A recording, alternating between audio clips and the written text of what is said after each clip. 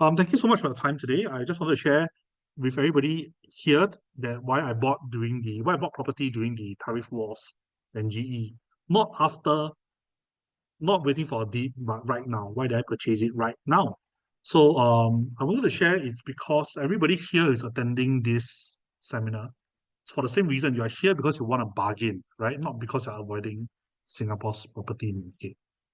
And that is why I still believe that 2025 will still be a great year for real estate in Singapore.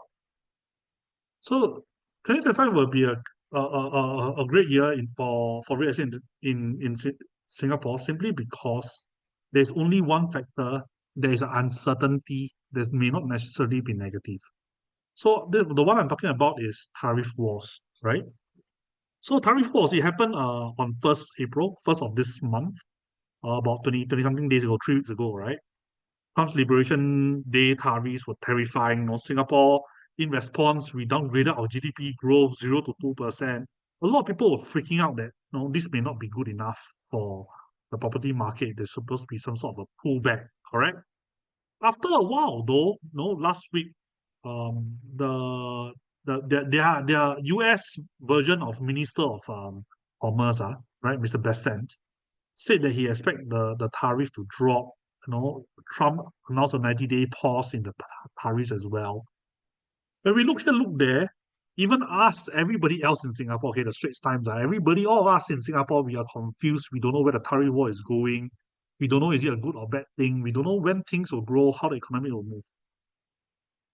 Today, I am here not to pretend that I know what is going to happen to the tariff, not to reassure you that I know what is going to happen to the tariff, what is going to happen to the Singaporean economy. I'm here to explain to you that something is off in the property market. Something I notice is very, very wrong. What is wrong? I noticed that the show flats are still full.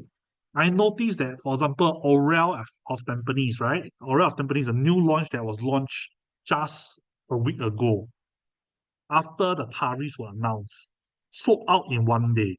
I noticed that the number of sales before the tariffs was even less than after the tariffs. That means even after the tariff is on, even though the lower projected growth for the economy, sales actually went up. Okay, even newly TOP condos like Penrose, right, are selling 10, 20 units in less than 2 weeks. So this is something very wrong. Like demand actually went up after the tariffs, right? I was wondering why?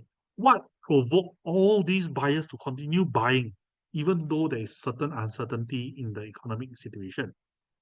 Then I realized in Singapore, we have property defense. Okay, it's like total defense, but property version. Okay, together, they make our property market strong. Correct. Number one will be Singaporean stability. Long term, Singapore is still an extremely stable environment. Number two, the population of Singapore as a result is still increasing.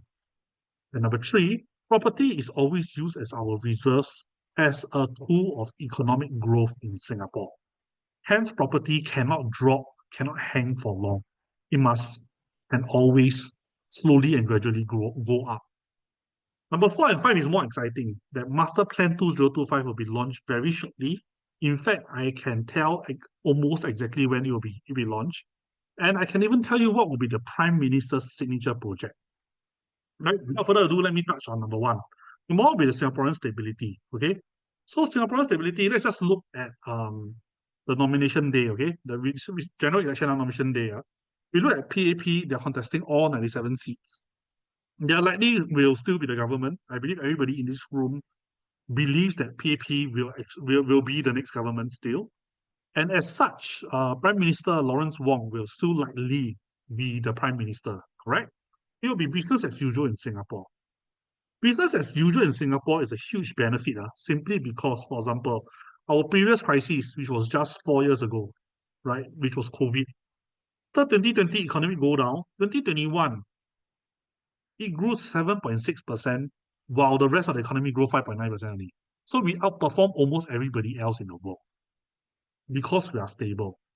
Also, because we are stable, there are more foreign companies, more foreign governments investing in us.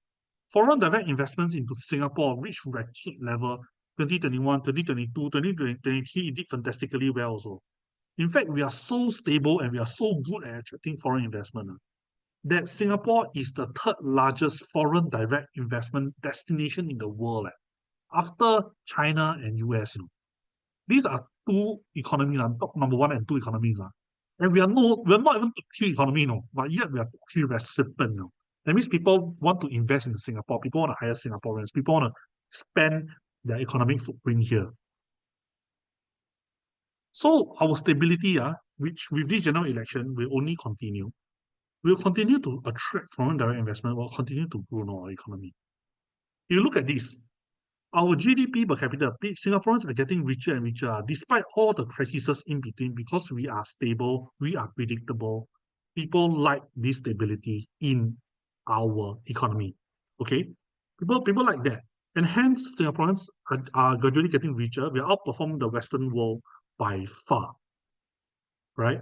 And as long as Singaporeans are still doing well, the economy is still doing strong, better than other economies in the world, we will remain rich and will be able to continue developing our country. Which leads to number two, okay? The second permanent thing that is happening in Singapore. Second permanent thing that is happening in Singapore would be to the population increase. So the population increase is that a figure that the government expects our population to hit. So our population should hit 6.5 to 6.9 million by 2030. Right? I give you a clearer graph on how our population has been growing over the years. So after the pandemic, some foreigners left, population dropped. 2021 and 2022. 2022, it recovered back to pre-pandemic level already. Then the population continued to grow all the way to 6 million, 6.04 million today. Okay? At this rate, by 2030, it can really hit 6.5 to 6.9 million. Am I correct? Very, very possible, super possible, okay? Because in 1 year, it can jump, in 2 years, it can jump 300 plus thousand. In 5 years, it can jump another 900,000, no problem. Right? And if you look at that, let's do some math, okay? I'm sorry I have to make you all do a bit of math on Saturday night, but you just look at it logically, okay? If Singapore expects 5 to 900,000 more people in 5 years' time, and each house, on average in Singapore, houses only 3.09 persons, okay? How many homes, how many more new homes we need? We need 161 to 291,000 new homes in order to house 6.5 to 6.9 million people, right? And when you look at the supply that is coming in, okay, I look at every single piece of land that is on sale right now in Singapore, including the reserve list, including EC, including all kinds. There are only 28,700 new units that will be launched from today, 26 April onwards, all the way until next year end. There are only 28,700 new units. Okay? So we look logically, okay? By 2030, we need 161,000 to 291,000 new homes. HDB, on average, they complete roughly about 20,000 a year. Okay, and it's a very optimistic projection because they only used to produce around 11,000 a year, right? They only used to complete around 11,000 new houses a year. Only the past 2 years, they've been managed to increase it that to 20,000 homes a year. So if I take 20,000 homes a year, multiply by 5 more years, I'm going to get 100K homes by 2030. For condos and landed, we already know until 2026, there will be 28,000 new homes. Currently in 2025, whatever new launches that's still on the market, whatever that has been sold already since last year and this year, will produce 8,700 more new homes. So in total, by 2030, there will be 136,000 new homes that are ready for our increasing population. So this is assume nothing goes off track. No COVID, no more new COVID, no more new disease, no more economic downturn. We are going to produce 136,000 new homes. Yet we need 161 to 291 new homes. So we are lacking at least 25,000 homes by 2030. We are lacking homes again.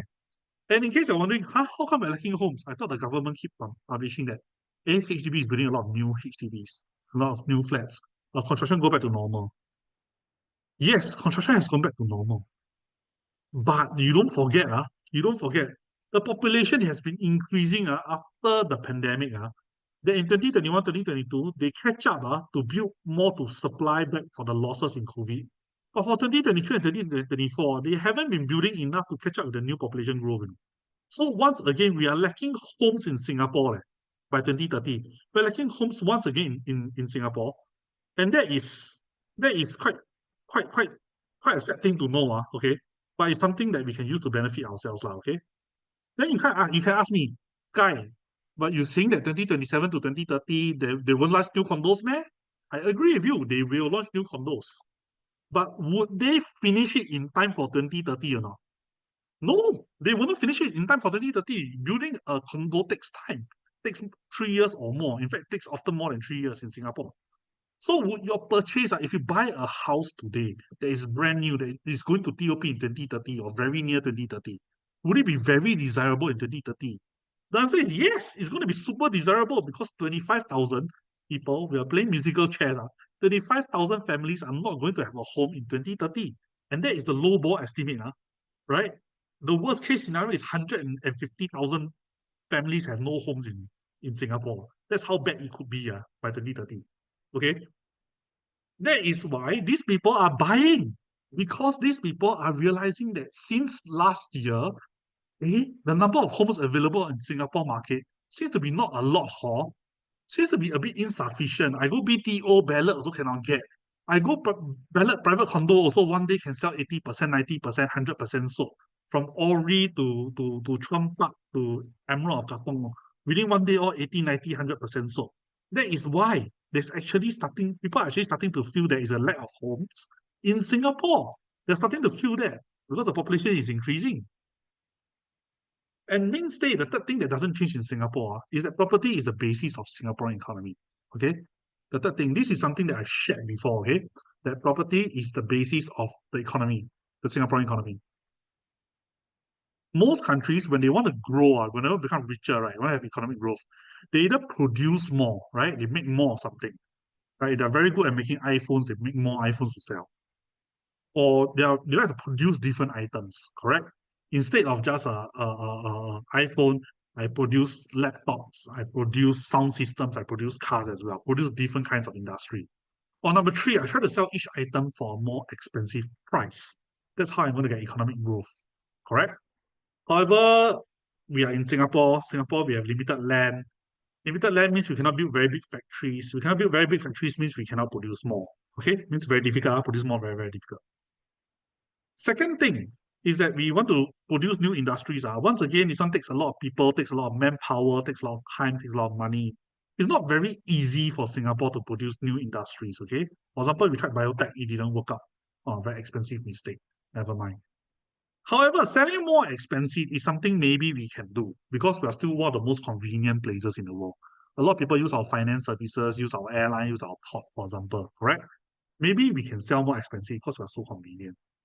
However, when we try to increase the price, right, people usually don't like. People get very angry, right? Why you charge me more and more every year? Sooner or later, I don't want to use you. It is actually easier to increase the value of our Sing dollar instead. If you increase the value of our Sing dollar instead, then you're actually earning more, right? Because they have to pay more in their currency to us. But when you want to increase or decrease, you want the Sing dollar to be flexible, you want the Sing dollar to be a bit flexible, your reserves has to be very strong, right? Which means that you have to be very rich country for people to believe that your money is worth something. Okay?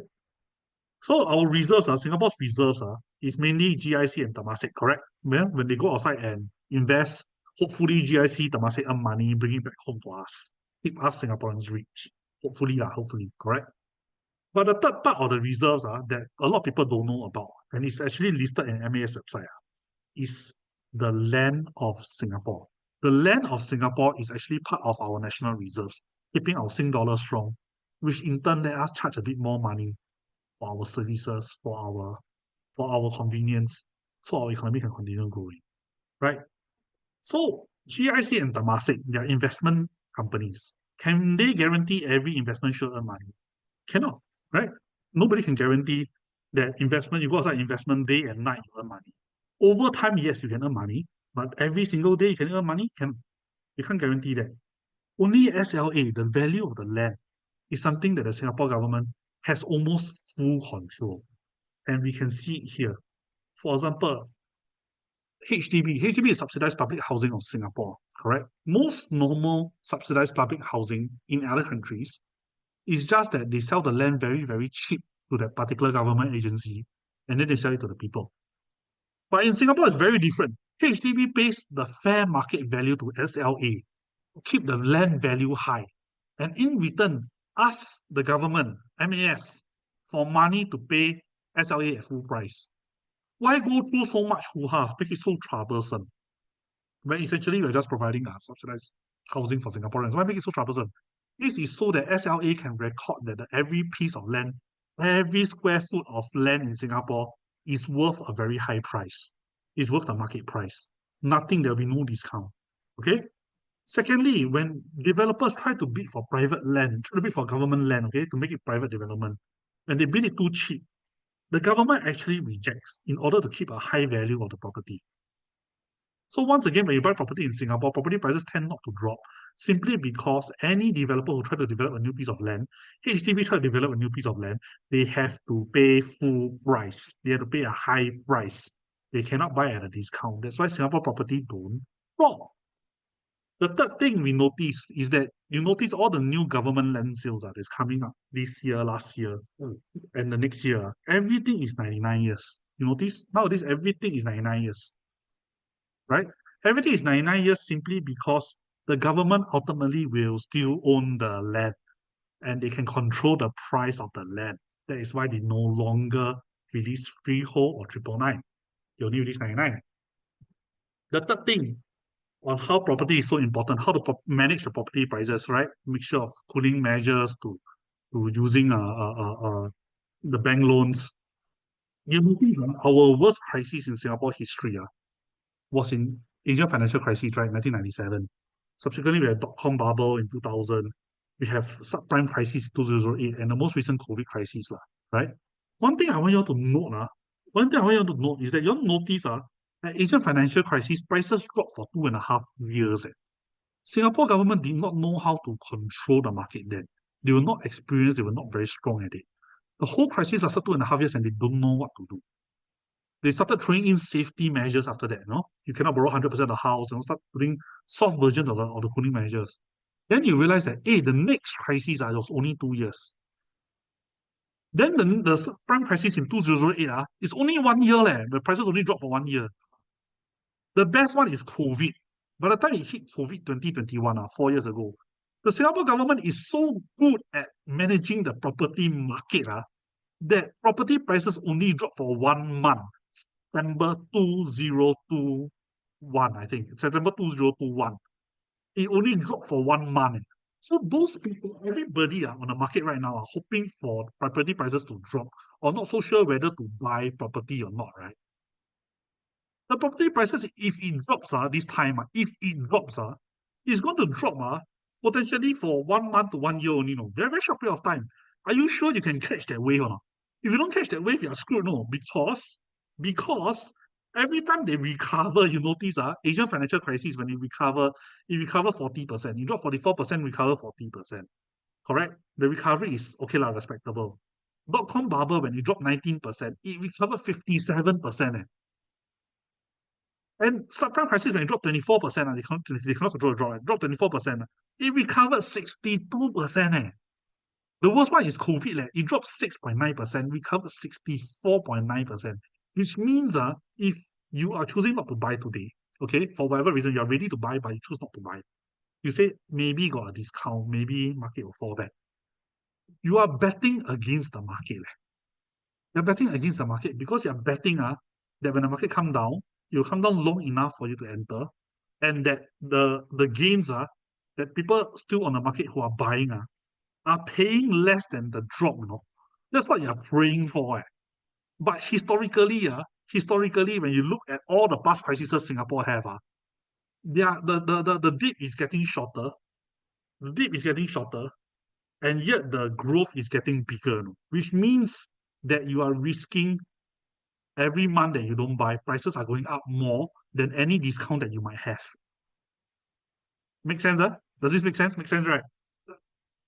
So I give you a summary so far. Summary so far, number one, tariff instability. Okay, this is a short-term thing. I don't know how long it will last.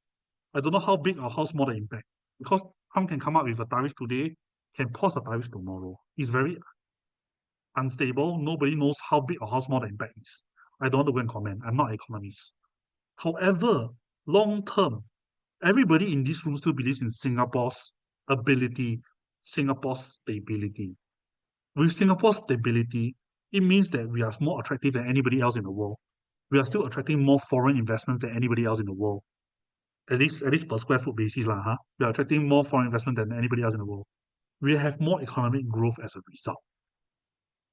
Number two, because we are still growing and we are doing so well, we are always attracting people. We are always attracting people.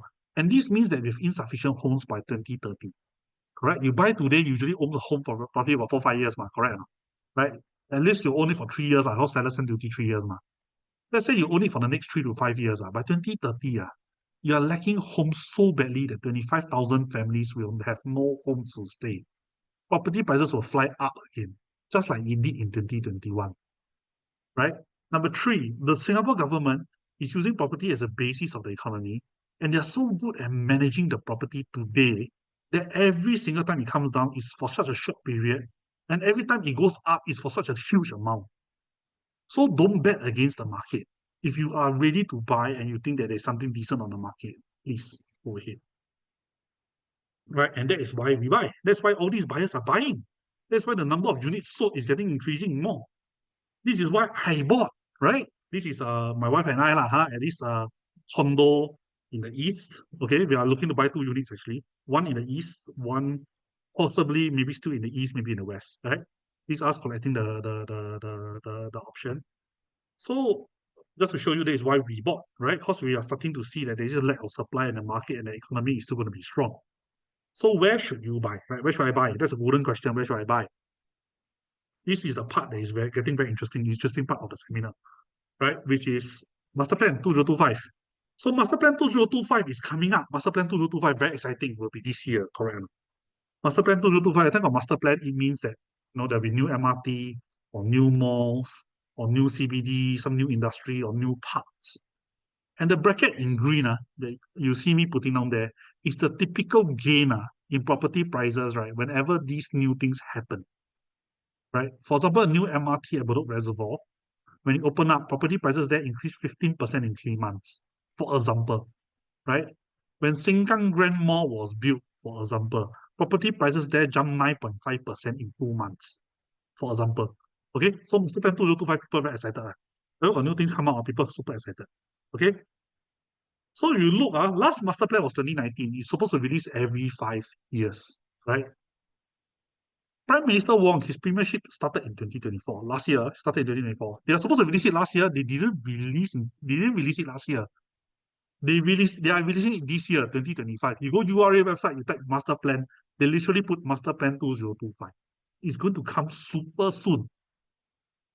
I personally believe that Lawrence Wong, PM Wong, is going to release his master plan either within these few days during the elections to show Singapore what is his plan for Singapore, or he'll release it shortly after the elections to tell Singapore that this is my premiership, you all elected me, this is our plan forward together. Right? So it's going to be very soon. And when he announced all these plans, property prices in these areas are going to go up like mad. Okay? They're going to jump all these kind of percentages. Right? The last guy who was supposed to PM, which is Mr. Heng Swee Keat, okay? Unfortunately, he wasn't that well ready. He wasn't very prepped for the elections. He had East Coast plan. He talked about East Coast plan, but there was no East Coast plan. He failed. He mumbled. He's out. He's not even in this election. You look at PM Wong. PM Wong, his face are so confident, so likable. 75% of Singaporeans love him. Correct? Approve of him. He is not going to screw up. He's going to take his time. He took his time 1 year from last year, 2024, when he actually became a PM. He did not release the master plan, but he waited this year to release.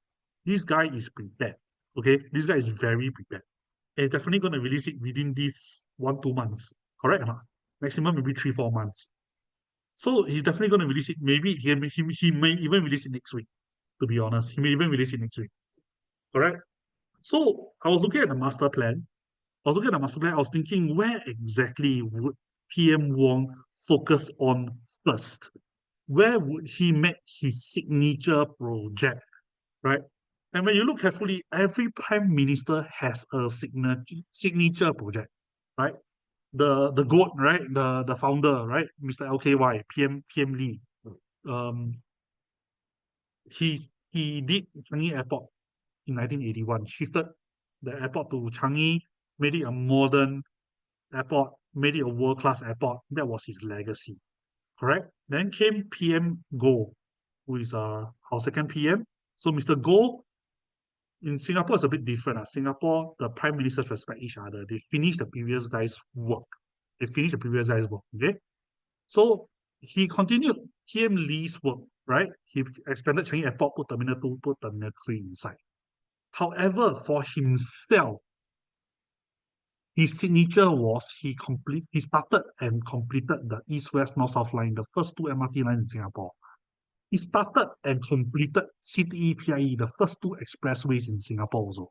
He connected east to west, north to south for the very first time in Singapore through these main connections. Before that, a journey to Jurong was literally 5 hours by horse cart. Okay, if you stay in Changi. The PM Lee Hsien Loong, right? PM Lee Hsien Loong, so the senior minister now, okay? PM Lee Hsien Loong, he continued the two predecessors' work, right? Changi Airport became Jewel at Changi, combine all three together, very beautiful now. He expanded PM Go's work, right? He built Circle Line, he built a Circle Line, he built Downtown Line, sorry, this is spelling error, this is Downtown Line. He built Downtown Line, right? He built Downtown Line, and he also completed the Northeast Line, right? Expressways, he built famously built the Marina Coastal Expressway, he built BKE, he built SLE, correct? He expanded on the two predecessors' work. But PM Lee Hsien Loong will always be remembered for his signature project, Marina Bay Sands, correct? Marina Bay and Marina Bay Sands specifically. Later in life, and later in his very late in his premiership, he built Jurong East, right? Which is supposedly a smaller copy of Marina Bay. Okay, unfortunately, he did not manage to finish this project before his premiership ended, but it's still one of his legacies, huh? So come PM Wong. PM Wong, we know that he will continue his legacy project. Changi Airport now will build Terminal 5, correct? MRT will build Jurong Region Line, will build Cross Island Line, we might build another new one further down the road, don't know yet. He built North-South Corridor, which is another new expressway, expanded the first two predecessors' work. Marina Bay, right? He expanded Marina Bay with the Tower 4, correct? That's under his premiership. Definitely going to do it. But what is Prime Minister Wong's own signature project? What's Prime Minister Wong's own signature project? That's a place where it's fantastic to invest, correct? That's where he's going to put all his focus, all his energy, large parts of the nation's resources inside. Right? That's the place where it's going to be exciting. So I was trying to figure out, and I found three green flags about where he is going to develop, where he is going to focus. So I look back at all four prime ministers, I noticed PM LKY, PM Lee Kuan Yew, he grew up at Changi Beach. He grew up at Katong, the area, Changi Katong, the area. He knew the area well enough to build Changi Airport. Okay? PM Go, he grew up at Pasir Panjang. He actually grew up very, very close to where Raffles City is now. Okay, that's where he grew up. His signature was MRT and expressway. And you notice that the east-west line, the north-south line, they intersect exactly at his hometown, which is Raffles City. That's where he grew up, right?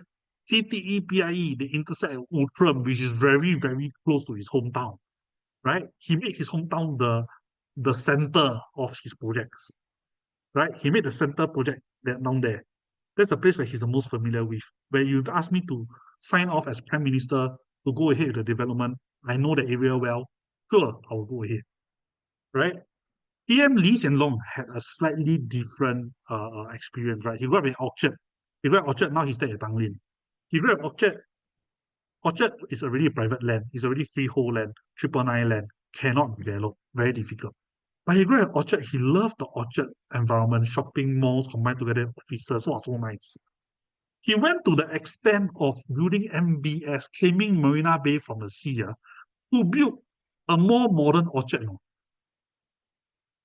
Right? Do something you're familiar with, ma. Correct or not? Then he tried to copy the same concept to Jurong East, right? With all the white sites. That's what he's trying to do, right? When we look at PM Wong, he studied at Tanjong Katong Primary School. He went to Tanjong Katong Secondary School. He spent his entire life at Katong and Galang. He spent his entire adolescent years in Katong and Galang. Even as an adult, he grew there. He lived there. He lived there. His friends are there. He knows this place like the back of his head. Okay? And his signature project, I suspect, will be Nico Highway, that whole stretch, all the way down to Marina East, Marina South. Right? This is the first green flag. It's near where he grew up, is where he's familiar with. It's so much easier to approve development for projects when you know the area like the back of your head. Secondly, when we look, okay, second green flag, okay, Prime Minister LKY is not included here because he became PM quite suddenly. He didn't expect to be cut loose from Malaysia. He wasn't prepared. He didn't have preparation time.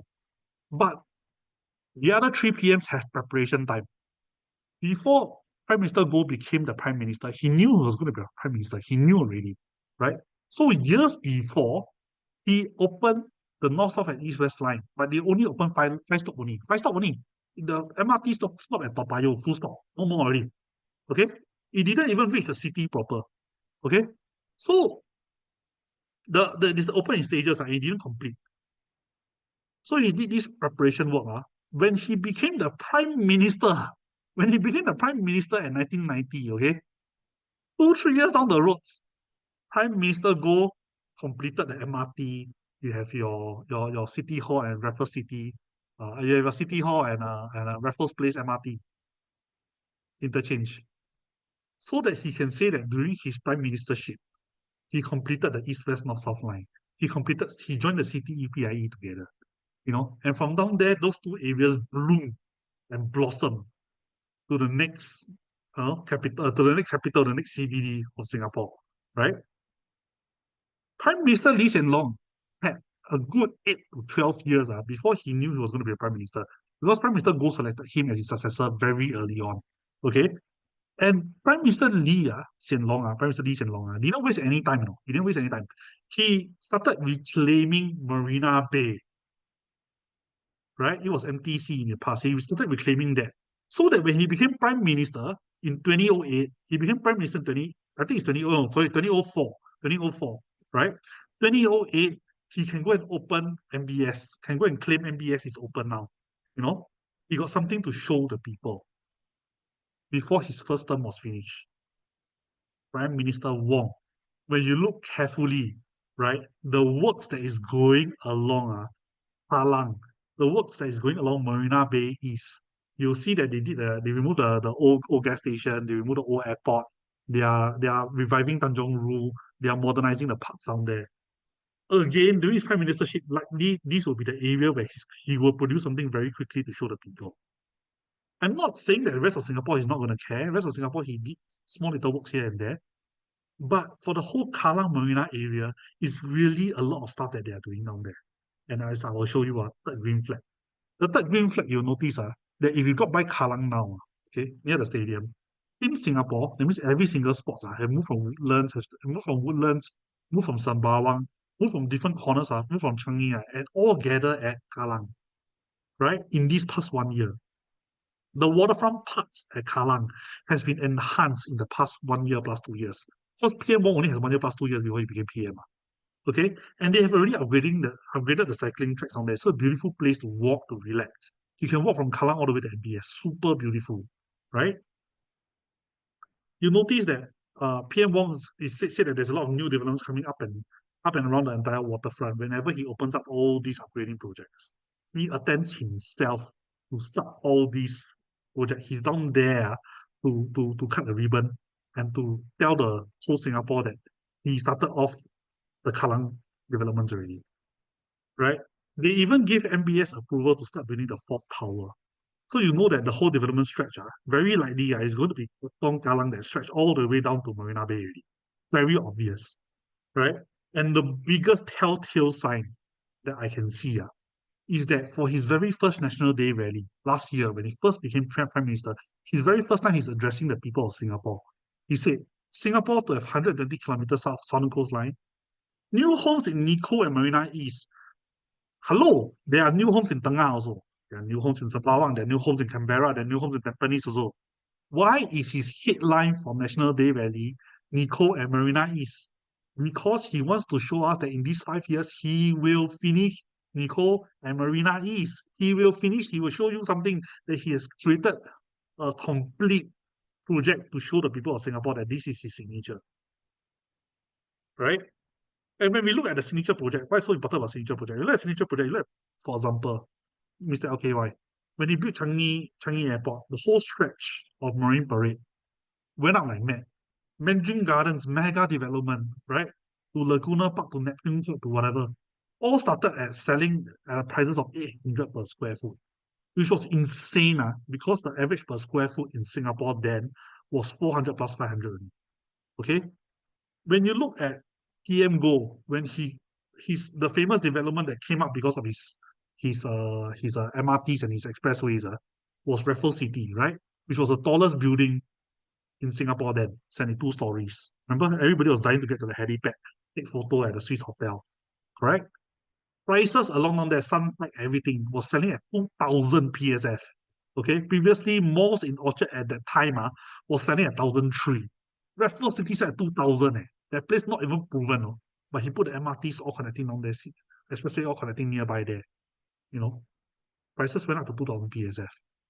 Mr. Lee Hsien Loong, more recent memory, y'all might know. He built MBS, the whole marina area. Today, Marina One Residences, One Marina Gardens, selling at 3,000 PSF. Correct? This kind of prices, 3,003 PSF, is higher than anything you see at Orchard, higher than anything you see at Tanglin, higher than anything you see at Nasim, right? It's higher than anything else in Singapore, correct? Marina area. So when PM Wong develops Nico to Marina, is it fair to say that maybe the prices down there is going to exceed even more than 3,003, maybe 4,000? Very possible, very, very possible. Okay. So hence I recommend areas around Nico and Marina. That's what I'm going to recommend. So that's my top recommendations. Okay. My top recommendations, number one will be Arena East Residences, which is located at Tanjong Rhu itself. Right in the middle of Nico to Marina. Right in the middle, okay? Freehold development is about to launch. It's 3 minutes walk to the MRT. Prices start from 1.27 million to 4.7 million, right? So depending on your requirement, you can buy anything. And these prices are honestly within the price range of most buyers in Singapore. It's something that you can seriously consider buying. Because by the time they finish building 3 or 4 years later, there's a lack of houses on the market. There's a huge development at your doorstep. You're going to be sitting very, very pretty on a very big profit. The continuum, you can also buy somewhere near Katong, right? Nearby, there's also another one uh, called the Tembusu Grand, right? Continuum and Tembusu Grand, their prices are roughly about the same. It's 1 km to Guanghua. There are 3 MRTs in 10 minutes walk. It's freehold. There's a 99-year version, slightly cheaper, called Tembusu Grand. Both are going to TOP in 2-3 years' time. This is the start of his development area. You can consider this stretch as well. Another one. So this is fantastic. Aurea, right? The old Golden Mile. This is where the Golden Mile is supposed to be, okay? So Golden Mile, you can see from here, the amount of empty land sitting in front of it, beside it, and right in front of it. You all can see in my mouse. You see the empty land here? This is literally where PM Wong's signature project will extremely likely to be. Correct? Founders Memorial is going to be developed here. New MRT line here. Correct? Existing upgrading of the MRT line here. Correct? Now here already have connecting parks and waterways. National Stadium is right down here. So this is literally in the middle, together with Arena East, literally in the middle of his signature project, right? It's likely his signature project, right? And Aurea is selling as a mixed development, which means the old Golden Mile will be revamped into a brand new mall with offices. This is the actual condo you're buying. It's a brand new building. Okay, it's not a very old building. It's a brand new building. You can buy Aurea 1.85 mil to 5.5 plus mil with beautiful bay views, sea views. Or you can buy Midtown Bay. Midtown Bay is actually closer towards where Marina is. Literally 4-5 minutes away, I think. 3 minutes away, sorry. 3 minutes away from the Nico Highway Bugis area, Bugis MRTs. Right? It's an integrated development. 99-year leasehold. So prices here 1.5 to 5 plus mil. And lastly, if you don't like the East, okay, you can work on one of PM Lee's legacy projects in the West at Jurong East. We recommend Sora, for example, which is smack in the middle of the whole Jurong East development region. Beautiful Jurong Lake Gardens at your doorstep, second CBD to be developed there. Prices here are slightly more affordable, units are slightly bigger. Development-wise, PM Wong is extremely likely to complete it. This is something that I would recommend, definitely. So once again, that is why I bought in this period of time, simply because many buyers put out, allowing me to choose any unit I like on the market. And I know that long term Singapore is still a great place to buy. Singapore is still a great place to buy, right? And as such, this is the reason why I bought at this period. This is the reason why hundreds of other buyers bought during these 2 weeks alone. And that is something that I think that you all could be missing out. So today we learned that Singapore property is still fundamentally strong and stable, right? PM Wong's new master plan is going to be launched next week, maybe next 2-3 months, very likely, correct? We even learned about where his focus is going to be, where his secret signature project is going to be. I introduced to you about the high growth projects you all can consider. But if you are looking to buy landed HDB, you got other queries regarding commercial industrial properties, feel free to scan the QR code right on this screen. Okay, I encourage you all to act now, act earlier rather than later. After the master plan is launched, you are paying anywhere from 5 to 8 to 10% more. Okay, if you all scan this QR code, have a chat with me, have a chat with Benson, my partner, and we will come back and give you the right advice, personally tailored to you for free. Right? So this QR code at the previous page, QR code is the same thing. Plus, thank you for making your time down today, especially on a Saturday night, with all the political rallies available at your doorstep today. Bessie and I really appreciate you all taking your time down. And we will enroll you to the complete Shangri-La experience lucky draw. Just scan this QR code, drop me a message. You automatically qualify for the lucky draw, which will happen next week. This is a 3-day, 2-night vacation to Manila, Philippines, hosted by Shangri-La Philippines. Okay, you'll be flying Singapore Airlines. You'll be staying at Shangri-La Hotel. You'll shop and dine at Shangri-La malls and condominiums.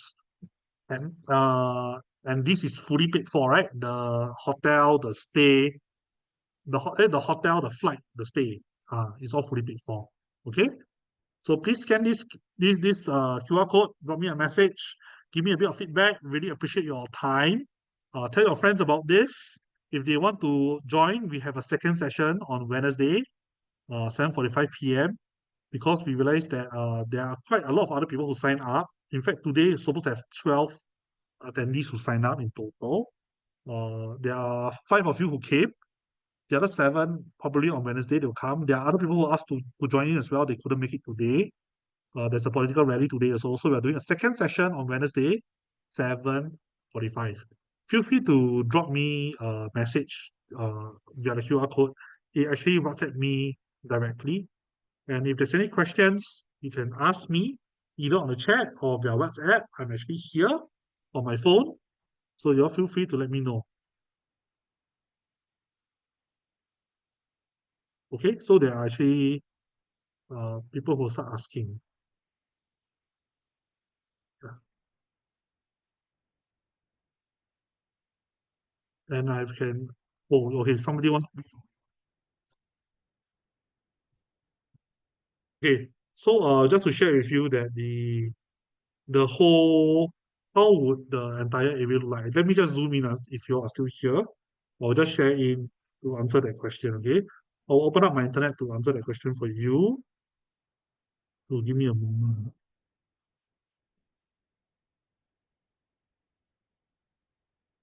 Share here.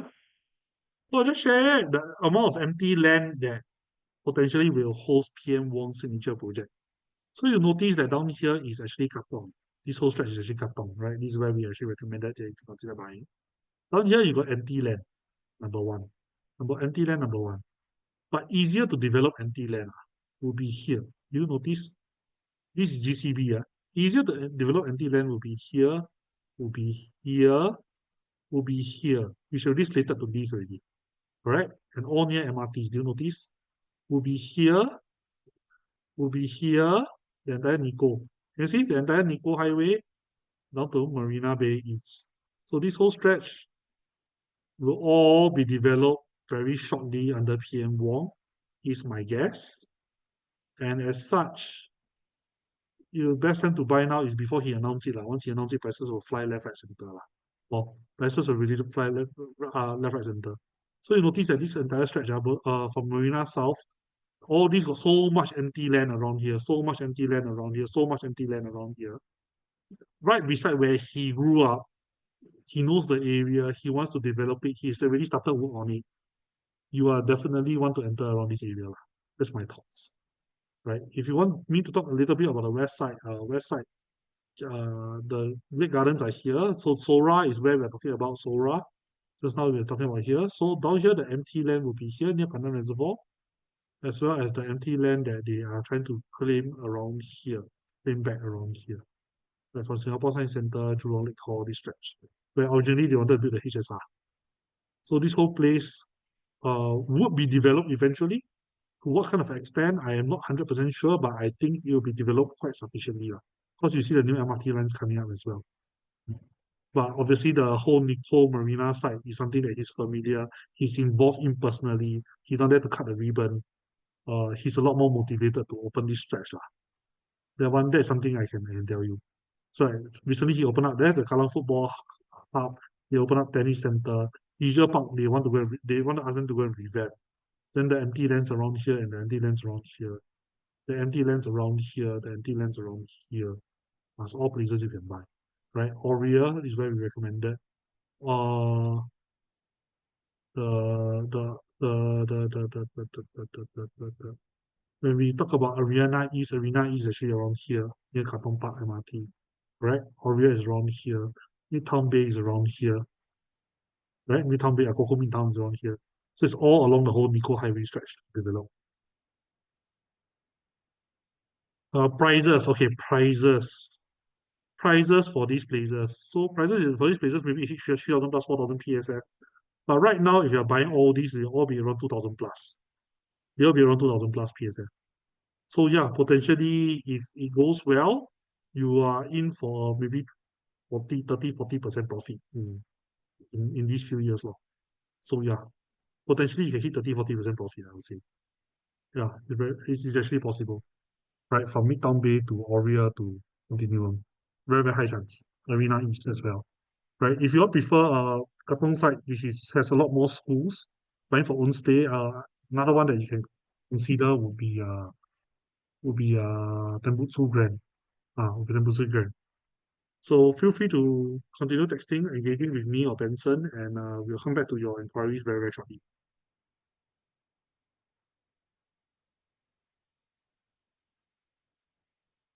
Where did I buy exactly? I cannot tell you all where I bought exactly. I bought on the east side. I definitely bought on the east side. I bought around here. I bought around east side. Right? I bought the east side of Singapore, right? East side of Singapore. But I cannot tell you which project exactly, simply because we cannot be looked like we're endorsing one project over the others. Because we have developer contract with all of them. My partner Benson, he himself has also bought one of these projects here that we recommend to you. So we don't just tell you to buy simply because we want to sell you something. We tell you to buy simply because we ourselves are buying, right? We ourselves are buying. Then we thought that okay lah, no, why not tumpang together? Everybody can buying together lah. Easier to manage your properties for you also. When our property is located right next to yours, or in fact, we are buying the same development, right? Uh, da, da, da, da. When do you think the tariff? Okay. So regarding the tariff, when do you think the tariff will end? I don't think the tariff will end or start. I cannot answer the question. As I shared throughout the entire presentation, I am not a economic expert, and I cannot give your insights on this because if you all start quoting me and use me as a reference on something that I'm not a pro or not a professional about, I think it's very irresponsible lah. Oh, so that I can't answer for you.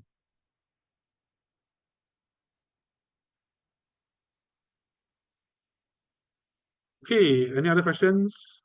Don't have, then yeah, we don't have any other questions right now. Thank you so much once again for your time. Really appreciate this. Please have a lovely weekend. and we'll catch up with you really, really soon. Take care. See you. You can feel free to exit this seminar today. And those who texted me, please text me, everybody, okay? Please text me so I can enroll you in the lucky draw. Thank you so much.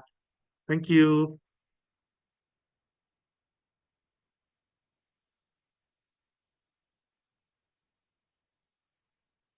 Want to buy a commercial unit, where should I buy? Oh, I'm sorry. I missed one last question. Okay, answer this one. So you want to buy a commercial unit, where should I buy? Given if you have the budget, if you have the budget and you want to buy commercial, I would actually strongly suggest buying near. If you're buying a shop, I would suggest buying near Katong. Where is because a lot of condos are building up there. It's a PM's hometown, PM Wong's hometown. Very easy for you to get business. Very easy for you to rent out.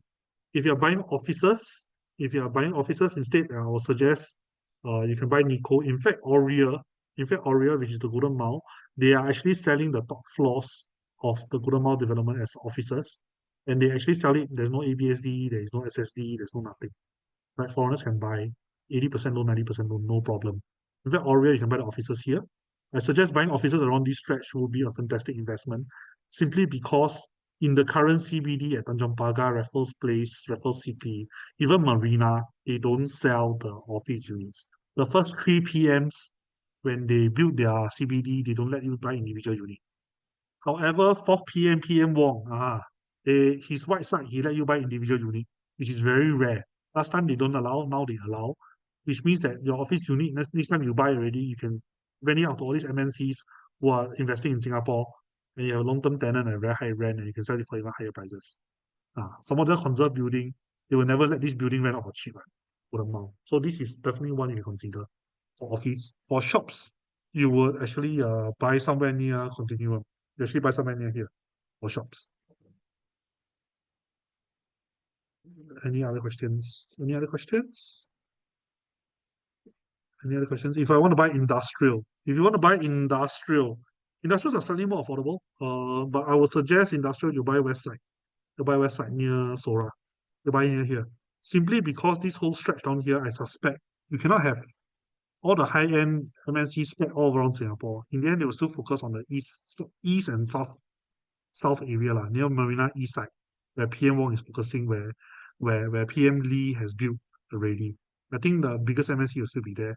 However, smaller MNCs and the smaller SMEs in Singapore, I think they will focus on Jurong East, and that's where you can buy industrial units because industrial units, a lot of these are in logistics.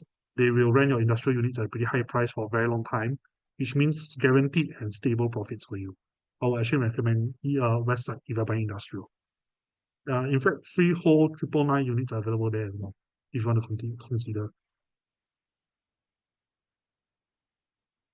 Show the QR code again. Okay, sorry. Show the QR code again.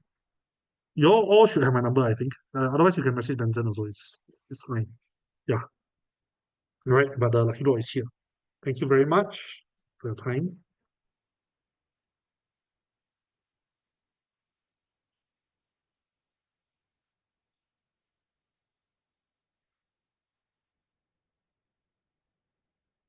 Any other questions? Thank you very much. Thank you very much as well. Thank you. I really appreciate your time. Okay, so I promised 1 hour seminar. I delivered exactly in 1 hour. Thank you.